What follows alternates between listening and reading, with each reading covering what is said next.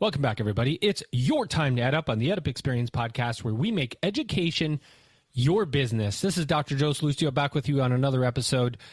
This episode will be one of the first that you hear in 2025. We're recording it in 2024, but it's going to come out in 2025 because we all have to enjoy the holidays, right? So the EdUp Experience will be taking a little bit of a break, and this will be coming out in January. And January is a really important month, right? We get to set some goals for the year. I don't know about you all.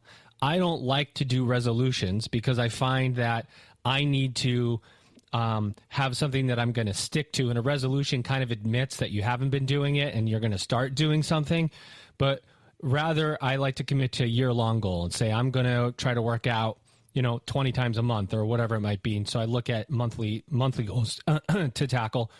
And in higher education, we have goals we need to achieve as an industry. 2025 means another brand new year. Yeah, we're halfway through the academic year if you're on the traditional academic calendar. But it means that we have a new year to prove our value.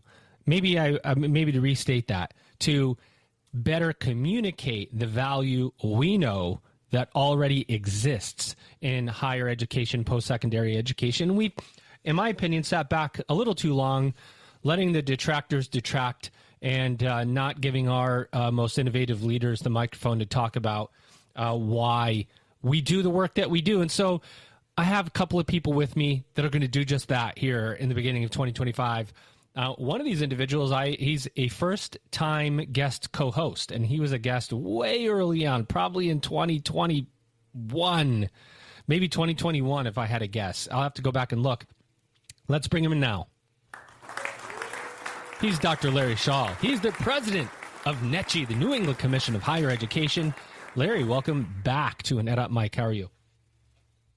Good to be with you, Joe, and we appreciate what you do and how you stand up for higher ed.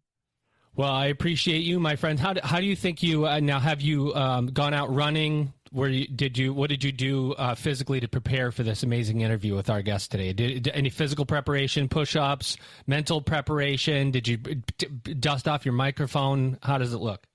Well, it's oddly like 60 degrees here in Massachusetts, so I just took a walk in shorts and a sweatshirt, and it's crazy, mid-December and the sun's out. Nice.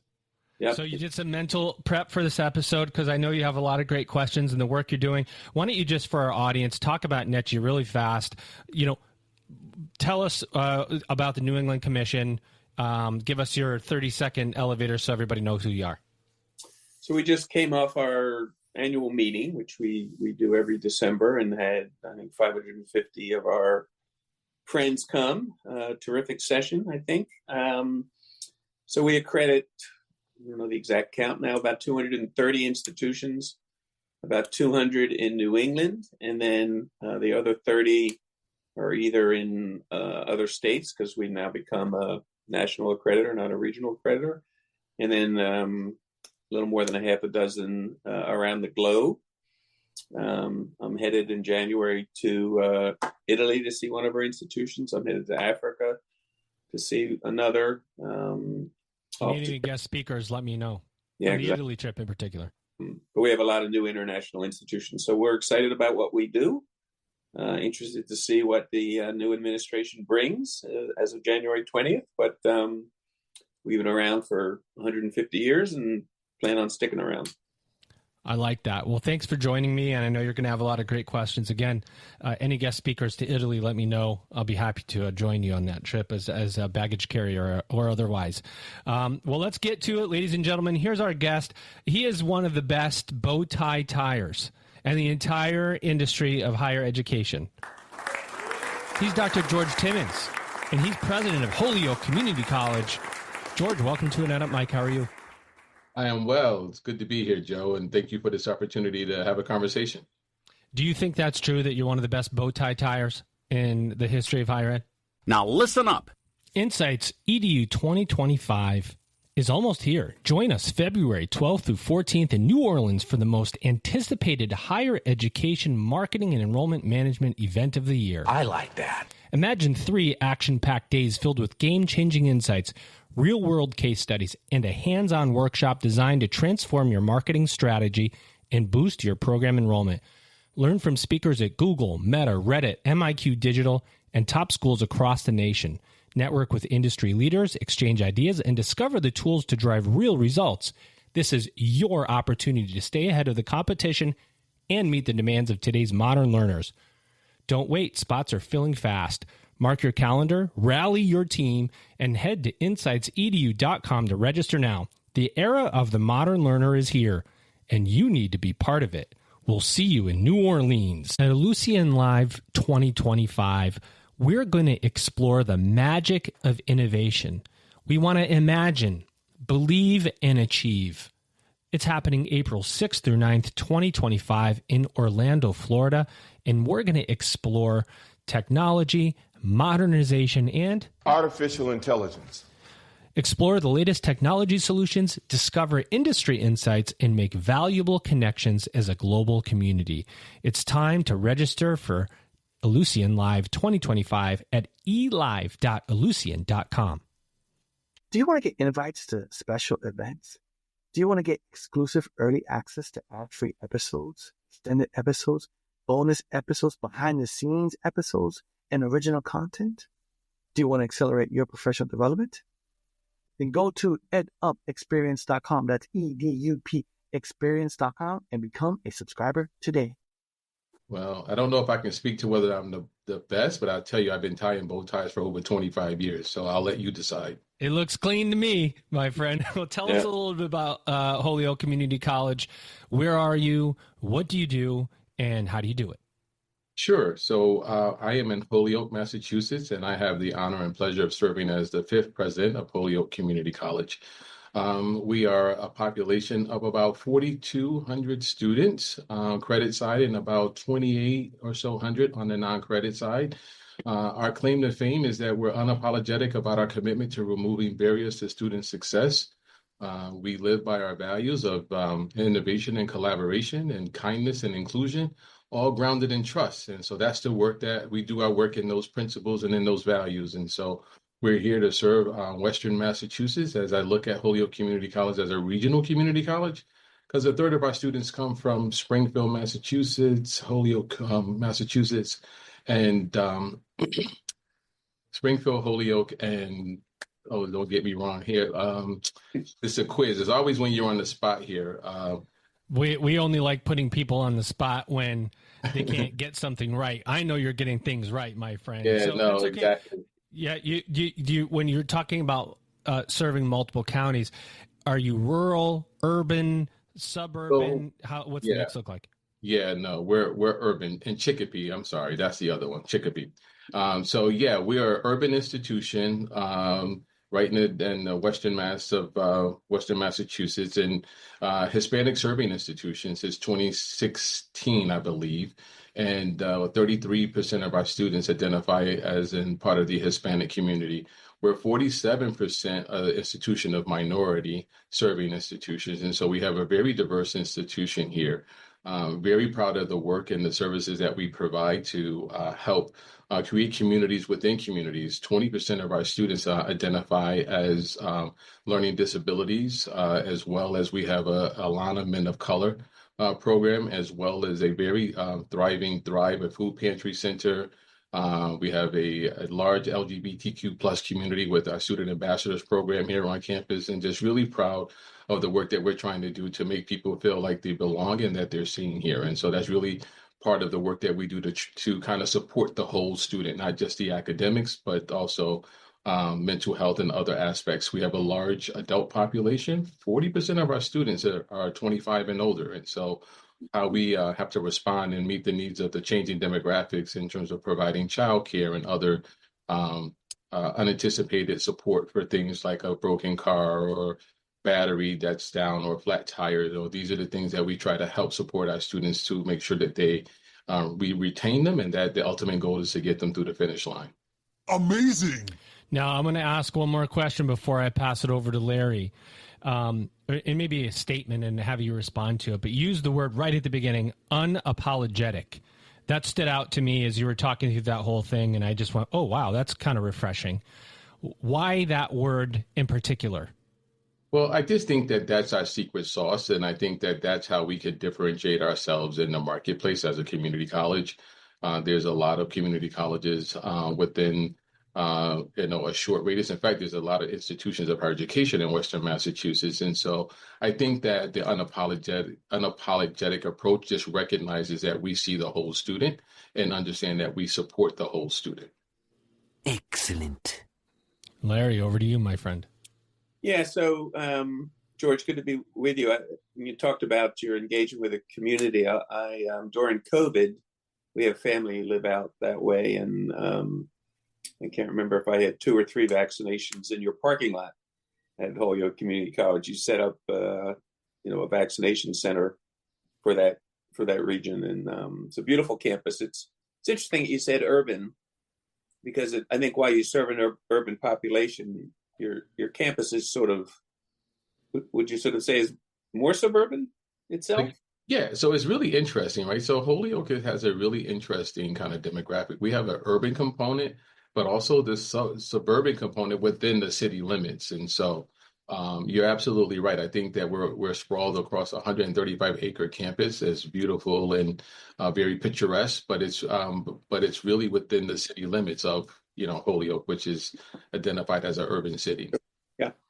So one of the things I sort of noticed as I did some research was, so you were founded almost 80 years ago, and you're the 5th president.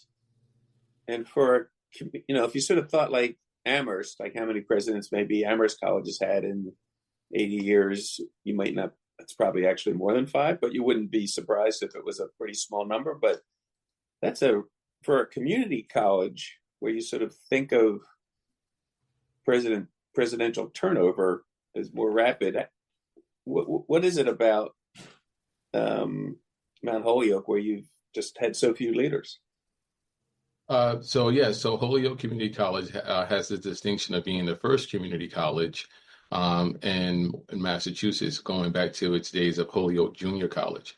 And I think that, what's really telling about that statement, Larry, and I'm glad you picked up on that, is that Holyoke Community College it's a special place. And that the culture and the values and the commitment to student success is just unprecedented. And if you are a mission-driven person, and if you are a passion-driven person, and particularly in higher ed and using education as a great equalizer in terms of a pathway to the middle class or beyond, then this is your place. And so people tend to come here and they stay. And so I think that's the secret sauce. Yeah, it's really, it's just really unusual. I'll go back to you, Joe. I've got some more questions for sure, but. Yeah, that's a really good point too, because leadership is not easy in higher ed right now, George. I'm probably not telling you anything you don't know, right?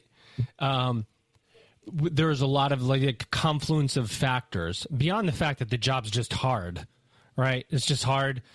I was talking to a president not too long ago, and she said the number one thing that surprised her, and she was a provost, and you were the provost there at a different university, but she said moving from provost to president, the number one thing that just kind of shocked her was that, and she knew it, but until you get in it where you always are on 24/7, 365, because in that moment when you think you're going to have a break, something happens. A student calls, or a building main line broke in this case. She's a sewer line, and I'm like, oh no. There's a lot of we could talk about there, but always on 24/7.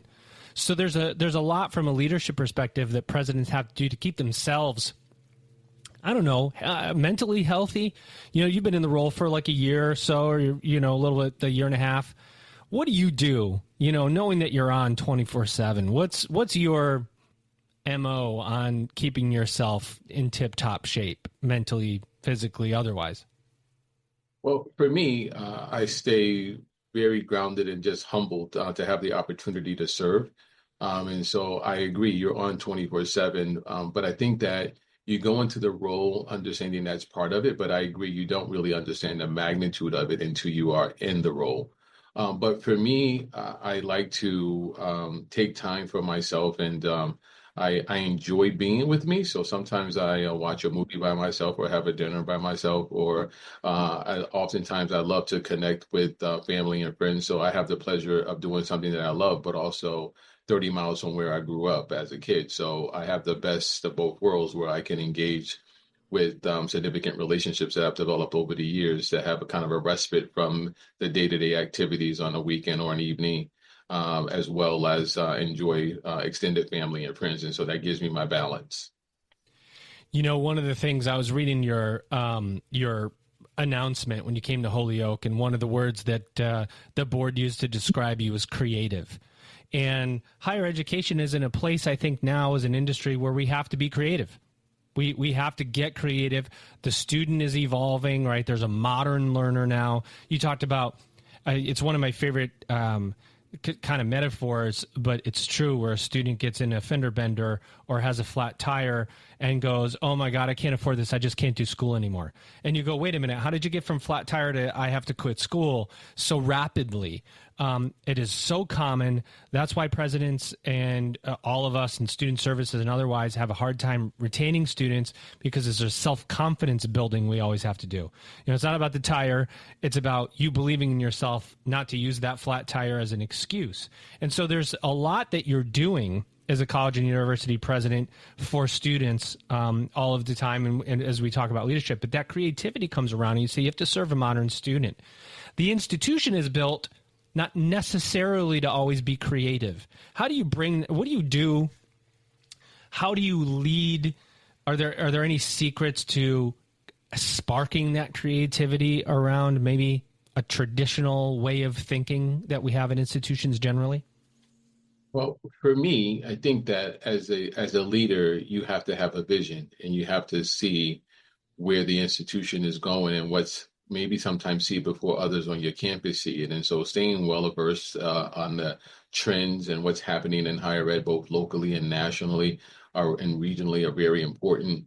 I think for me, the other piece to this is that one of the things that I do in cabinet, when I have the president's cabinet meeting, when we meet, is one of the questions I always ask: if we were building a community college today, what would it look like? What would we do differently, and how would we respond?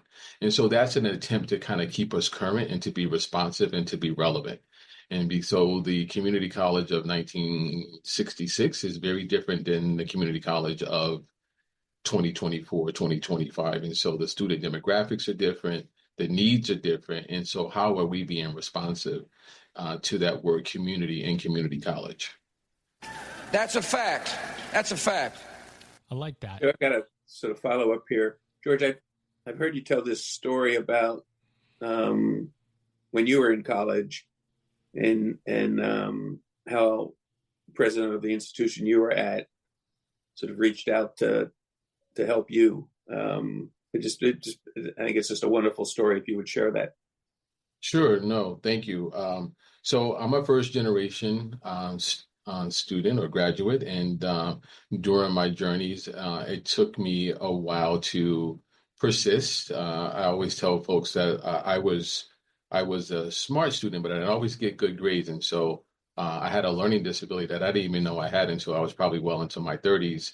That impacted my ability to kind of capture concepts and stuff, and so it took me 6 years to get toward my bachelor's degree, and I ran out of money like the last semester of my the 6-year senior year, and because I was involved on campus as a student leader in terms of student government president and other roles that I held on campus, one of my mentors on campus took me under her wing and said, I told her, I had to leave campus and I ran out of money and I wouldn't be able to finish, and she said absolutely not, and she took me to the president's office without a scheduled meeting. And we went to the president's office, and she said, I need you to help this young man to get over the finish line or to graduate. And my financial aid had ran out, and he, after conversations with her, said, yep, we can do that. We're going to help him. And he took out my last semester of tuition out of his contingency fund.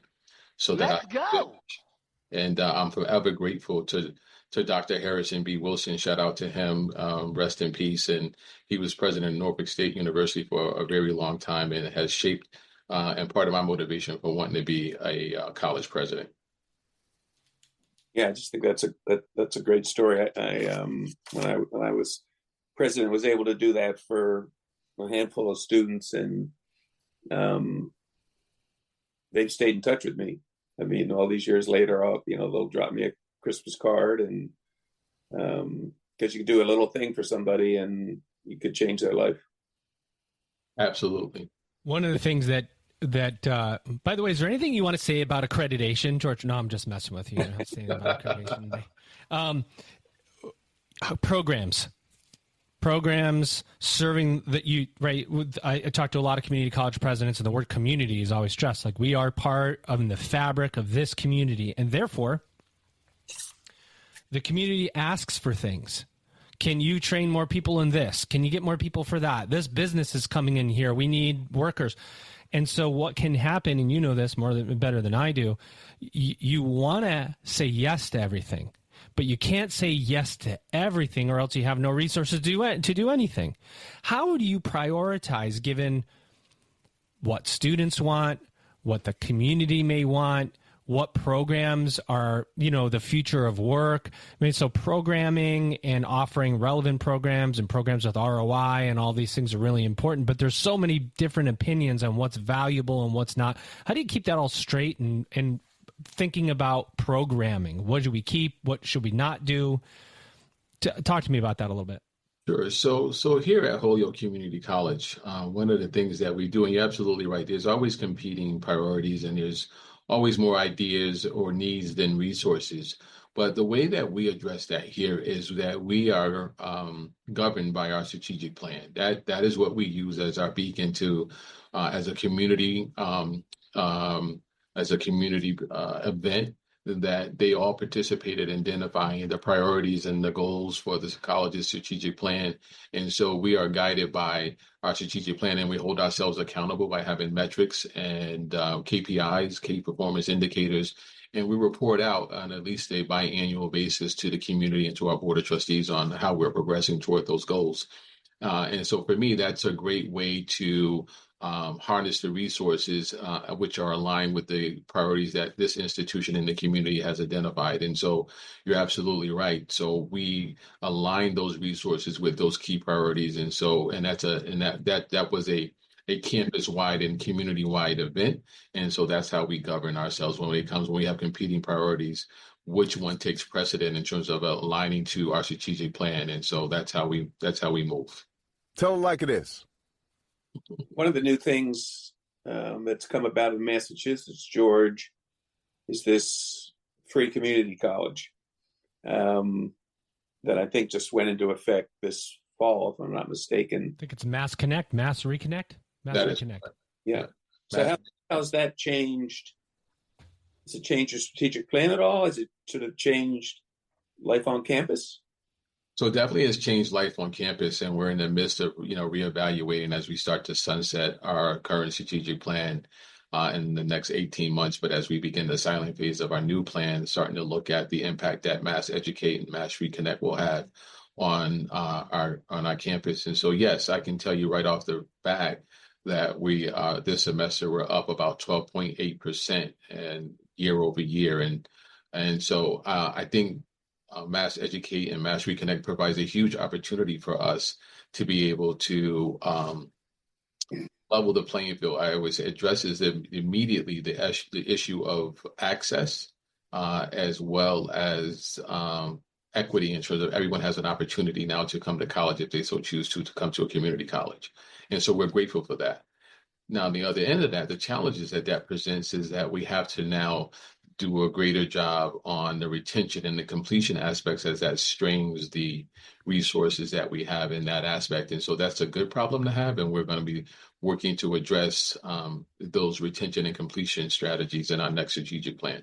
Epic. I interviewed Noe Ortega not too long ago, actually, talking about this the Mass Reconnect initiative. He was saying that the state was up something like 2,500 students just in the first year. I mean, and to your point, 12% increase, right? Amazing. Wait a minute. That's a 12% year over year increase. What about my infrastructure? Now I got 12% more students on campus. I got to have more of this and I got to have more of that. Did funding change? Probably not all that much. So now we got to take resources. Maybe there's something we have to stop doing so that we can do these things. How did that process work? Did you and your cabinet have to sit down and go, okay, wait a second. This is going about as good as we hoped it would. Attention, higher ed leaders. Are you ready to transform your marketing and enrollment strategy? Don't miss Insights EDU, February 12th through 14th in New Orleans, the premier conference for higher education marketing and enrollment management. Spots are filling fast. Register now at insightsedu.com. Welcome to the era of the modern learner. Let's go! Ellucian Live is taking place April 6th through 9th, 2025 in Orlando, Florida. You just made the list! Get ready for an unforgettable experience at Ellucian Live 2025. Join visionary leaders from institutions worldwide as we dive into groundbreaking ideas, cutting-edge solutions, and transformative best practices that will ignite your passion for innovation. This is your chance to connect, collaborate, and propel your institution into the future. Do not miss out. Let's go! Do you want to get exclusive early access to ad-free episodes, extended episodes, bonus episodes, original content, invites to special events, and more? Do you want to accelerate your professional development? Do you want to get all this while helping to sustain EdUp? Then go to edupexperience.com. That's EDUP experience.com and become a subscriber today. Yeah, no. So those are honestly, Joe, those are all the right questions. And so, yeah, I mean, the pieces is that now, because of those influx of students and not only resources, both, student services, but also resources in terms of I need more faculty now. I have more students and I need more faculty, whether full-time faculty as well as adjunct faculty. I can tell you for the next academic year, I'm going to be looking for 13 new faculty, full-time faculty. So this is the impact full-time faculty. Full-time 13 more faculty. Full-time faculty. That's amazing. That is correct. And so that is the impact that Mass Educate and Mass Reconnect is having on our institutions. And I think that that's a good thing. And so we embrace this challenge. We embrace this opportunity. We're grateful to the Governor Healy and Driscoll administration for providing this pathway and the legislators for creating this opportunity, because I as a first gen, I'm passionate about the value and the importance. To your point, we already know the value, but communicating the value of higher education and what it means for generational change, not just for you, but for generations change. I shared a story that my great grandfather was a sharecropper here in Connecticut, and now his great grandson is a college president. And I have a daughter who's an epidemiologist and a son who's a sophomore in college, and my third daughter is on her way to HCC in the fall. So it does make a difference, and it's important that we continue to articulate the value of education. I like that. Larry, I can keep going all day. I do this literally all the time, by the way. So just a thought, George, there are a lot of misperceptions of higher education. And I think in particular, when people talk about higher education, they completely ignore the impact and the number of students that attend community colleges. But you sort of have some thoughts about those misperceptions? Well, I think that, depending on your audience, that community colleges are undervalued, but you can't deny the facts that almost half of students who are in higher education are at a community college. And so we know that they play an instrumental role in educating our populace. And if we're going to be competitive regionally or nationally, I think that the investment in community colleges makes the most sense, because it is the gateway to higher education and the gateway to a workforce and an educated workforce. And so for me, I purposely chose to work in the community college because of the opportunity to provide access and to have an opportunity to have, change in my community, positive change in my community. And you talked about, don't remember the numbers exactly, but the numbers of your students that are sort of degree seeking, and then, the thousands that are in workforce training or certificate programs. That's and I think people completely miss that fact that there's so much workforce training going on.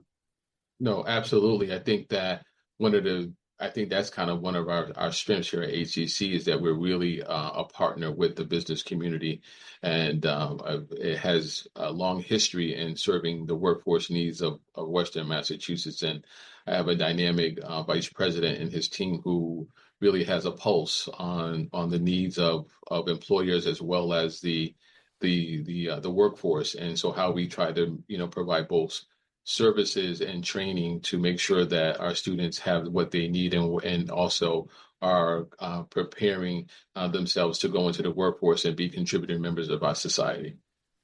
Yep. You know, one thing that drives me nuts, George, that community colleges have to deal with some of the reporting, traditional reporting metrics that don't make sense for a community college student, right? Like first-time, full-time freshman. I mean, it just doesn't make any sense because community colleges have transfers in, they have transfers out. So a student who transfers in, they do a year somewhere else and they transfer to a community college, they're not coming in as a first-time, full-time freshman. So therefore, you're not reporting success metrics to the Fed, to iPads and so on. A community program where you're teaching cooking at your community college or whatever, it doesn't matter. Pick the non-credit program. Somebody takes that course, gets a skill, does better in their job. That's not something that's reported nationally for us to track success. So you're a master of your own reporting in a way to say this is successful or serving the community in this way or that way, and not fitting into these preconceived boxes that we say what is success and what isn't. Doesn't that also frustrate you a little bit, or am I the only one? No, absolutely. And this is where the opportunity is that to reimagine, like, what are those key metrics that we should be evaluating ourselves or those benchmarks? And I think that we are looking through this in a traditional lens from an era that has since passed. We already know that the 18 to 22-year-old population, especially in Northeast and in the Midwest, is shrinking. And so, as I said, the majority of my students are adult learners. And so, yes, I think that the key should be, looking at what is it that someone came to the community college for? Because maybe they did just come for maybe that certificate or maybe for that, 2 courses in this particular program to get that elevation for a promotion, or, maybe they wanted to just brush up on some skills. That's a success in our mind, but yet there's no way to really accurately to capture that. And your other point is 70% of my students are part-time. So my full-time, first-time student is very small compared to the population. And that's because the population in which I serve, the demographics of that traditional age student is shrinking. And so who I really have in my community are those who are adult learners and actually over the age of 65 are the greatest members of my community who I'm serving. Yeah, you could have your first-time, full-time freshman persistence retention rate, whatever, could be 50% because you only had 100 of them, and right. But you have 1,000 other part-time students that are persisting from term to term, and that doesn't calculate in. It's very frustrating when you look at because the modern learner isn't always full-time. Right. They're just not. These are people that are working jobs. They have kids. They have families. They're doing lots of things.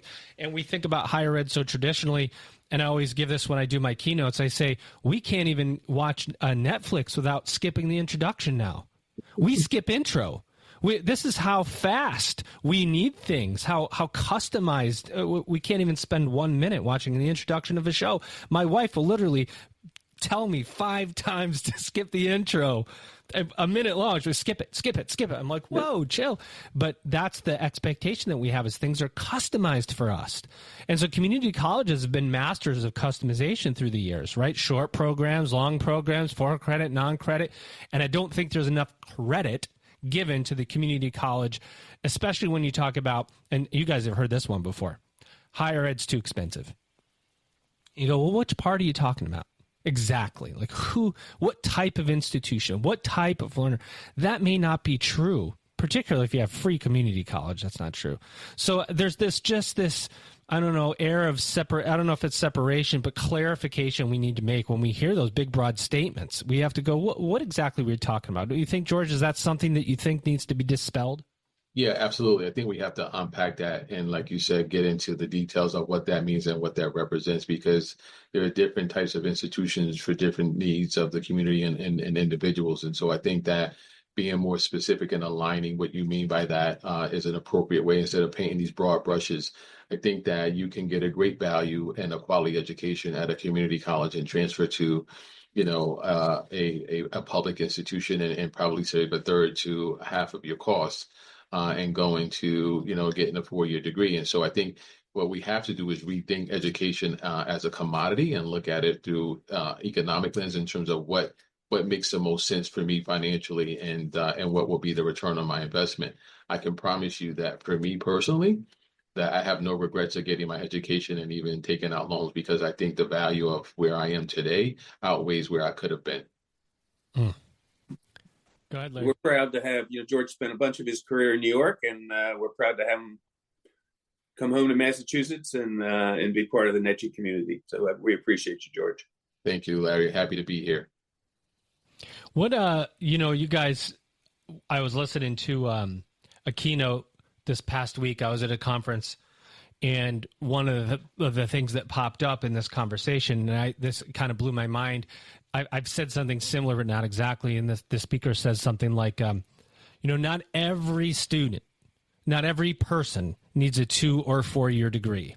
Not every person does, but they need a lot of people around them that do have one. And you just go, yes. And one of the things that tends to happen in our conversations is we're having these days is the value. We talk about the value conversation, and we see, and I get to see Larry when Larry posts stuff on LinkedIn sometimes and talking about higher ed, and he's got some people that don't like what he has to say, and there's a lot of people that don't like what I have to say, frankly, and I get trolled sometimes, and that's that. Higher ed does have value, and the people those that say that it doesn't, are they going home and telling their kids not to go to college? Is that really happening? Or are they going home going, you know what, you're going to college? And you just go, where was the breakdown here, George? What's your thought on this whole value conversation and what we need to do in higher ed to regain the public trust, or at least restate the value of what we do? Well, I just go back to the history of education in a lot of ways. I think for me, I think about the value of education. I mean, you think about the GI Bill and what was done in World War II, and that created a middle class. I mean, so we have proof that it works, and we know that, when given the opportunity, it led the way to manufacturing and service industry and having this educated workforce, and for us being a leading nation in the world, because we had one of the most educated workforce in the world. And so I am baffled by this comment that the value of education is not what it is or what it used to be, when clearly, in my opinion, that when you look at our competitiveness and you look at those who are ahead of us, even their workforce and their individuals have a higher education attainment and are higher producers in terms of whatever they're producing. And so I'm baffled by this notion that we don't need. Now, does everybody need to go to a 2-year or 4-year? That's debatable, but I think that there's always a need for some sort of post-secondary education if we're going to advance ourselves and be a viable contributing members of our society. So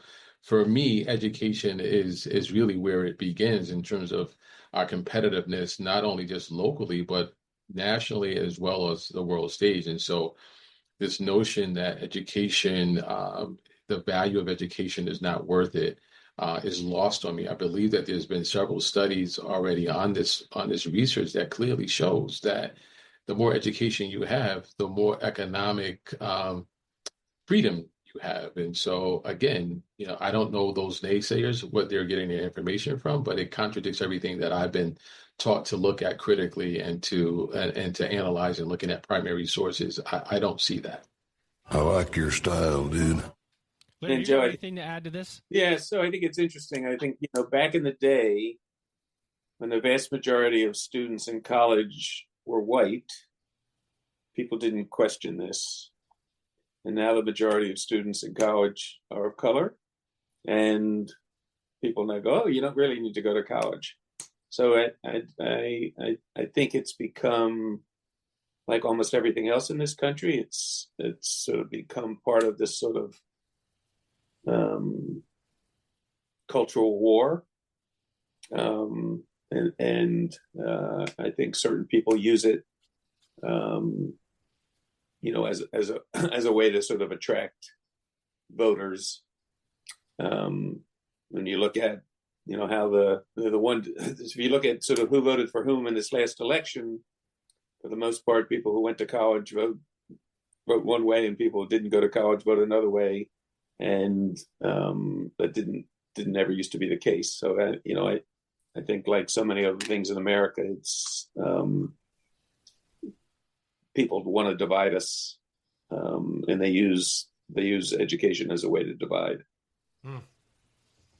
Yeah, it is interesting, but it is a flashpoint too, as you know pretty well. Yeah. You throw up something on LinkedIn, and all of a sudden you get people commenting and adding their comments on the value of what you or I or others post, and it's like, well, wait a second. I mean, that you almost have to ignore the data. You have to ignore it. You have to go, you know what? I'm just not even going to look at this. Proof. Proof. And then make a statement. Georgetown workforce Center for Workforce. I can't remember what it's called. That's done in Carnivale. That's a fellow Paisan has done all that research, and it's like, $1 million a year more for the degree and so on. And then, George, you come back to programming and go, what's hot right now? What's the future looking like? Is there businesses coming into the area going, we need more microchip creators, or what's on your mind in terms of programming in your area right now? So in Western Massachusetts, we have a couple of industries. I would say, traditionally speaking, healthcare is probably the leading industry in Western Massachusetts, education, and then technology. I say what's emerging and unique to Western Massachusetts, where there may be opportunities for us, is the green technology and green kind of workforce and that initiative. And so we have several green startups that have started in Western Massachusetts, specifically in Holyoke and in the surrounding area, where we've been having conversations with these companies about ways in which Holyoke can be a value add in terms of providing a workforce for their aspiring and taking their companies that are taking off.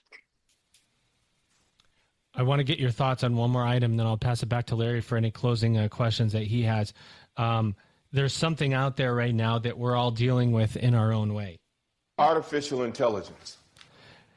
What's going on in your land, George? Teaching, learning, operationally, adoption spectrums. Talk about AI and its effect on Holyoke. Yeah, really great question, Joe. And I think that, this is part of that, being responsive to the external and internal environments that are happening. But at Holyoke, we've been really having some conversations and really doing a lot of professional development. In fact, we just did a whole series this fall semester with our faculty and our learning collaborative for faculty and staff about AI. And we brought in an expert from UMass Amherst to come in and run a series of workshops on utilizing AI effectively and looking at ways to use it in a productive and an appropriate manner for both students, for faculty, and staff. And so I think we're starting here with a level of education and understanding the value, and then looking at ways in which we can implement it into our practices. Larry, anything you want to add on the whole AI bit and how it's looking and affecting schools? Anything we should know that you're seeing?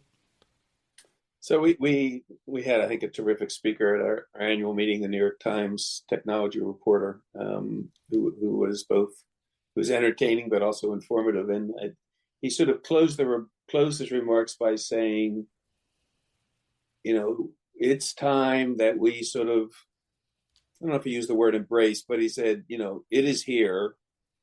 Your students are using it. Trying to sort of tell your students they can't use it is a lost cause. And you need to figure out, it's a terrific learning tool. And then, you're going to have to change the way you assess student learning, because you can't be given multiple choice, take-home multiple choice tests because they're all going to get 100. There are other ways to assess learning, having students do presentations in class, having students do things like that. So, we're starting to play around with it a little bit at NECHI. Some of my younger staff are very adept pushing at the envelope, as it were. So, it's be interesting. You do financial analysis of if you plug in 5 years of audited financial statements into your private sort of AI tool, you come up with some amazing stuff. So I don't think it'll be long before we're using it as a tool for assessing quality. That'll be a fun conversation to have when the time comes. Yeah. AI conducts site visit. No, we'll get there. You don't know. You never know. Larry, any other questions for George before I give him the last couple that I have and exit his time off the podcast? Nope, I'm all good. Just proud to have him back in New England. Well, George, we're happy to have brought Larry to you, too, and he has a lot of respect for you and the work that you're doing at Holyoke as a part of NECHI and in the state. We always like to ask our guests 2 final questions to wrap everything up. The first is more of a statement. You have an open mic. I'm not going to ask you any questions other than, is there anything that you want to say about Holyoke Community College that we have not said? Any thoughts that you have on higher education that you would like to give? Anything at all? I would say yes. There's one thing in particular that I think that's really exciting at Holyoke Community College, at least for me and I believe in our community, is that we're reimagining who we are as an institution.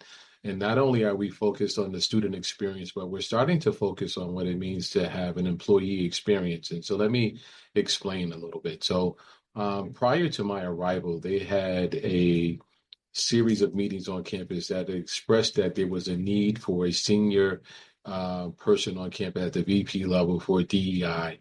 And they had 2 failed searches prior to my arrival.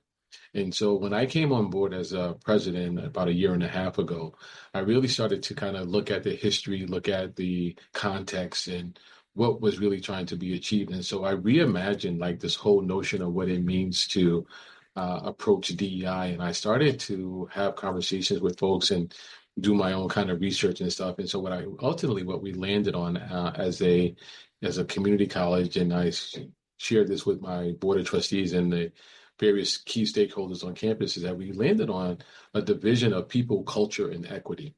And what we're talking about is that in order for us to really do DEI work, really what we're talking about is really important in investing in our people, making sure that they feel valued, feel that they belong, feel like they're heard, but also training them and investing in them. And so that's really important that our new VP, Dr. Marlo Washington, is doing a phenomenal job. He calls it, he's peopling. And so he's pouring into people. And his job is to make it hard for you to want to leave Holyoke Community College.